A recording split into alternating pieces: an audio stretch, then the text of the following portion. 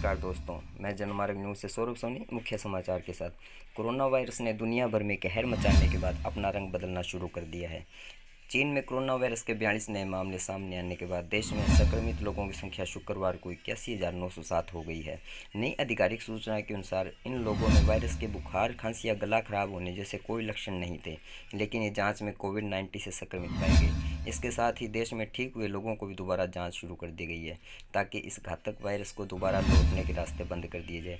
चीनी स्वास्थ्य अधिकारियों ने बताया कि 42 लोगों में से 38 लोग बाहर से आए हुए हैं। चीनी अधिकारियों ने बताया कि वहीं 47 ऐसे लोग वायरस से संक्रमित हैं जिनमें इनके पास कोई लक्षण नहीं थे।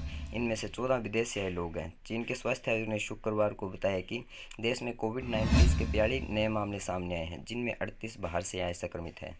चीन ने देश में कोरोना वायरस का संकट फिर से लौटने की चिंताओं के बीच कोविड-19 महामारी के ठीक हुए मरीजों की जांच के आदेश करने और बिना लक्षण वाले मामलों के लिए निगरानी तेज करने के लिए आदेश जारी कर दिए हैं।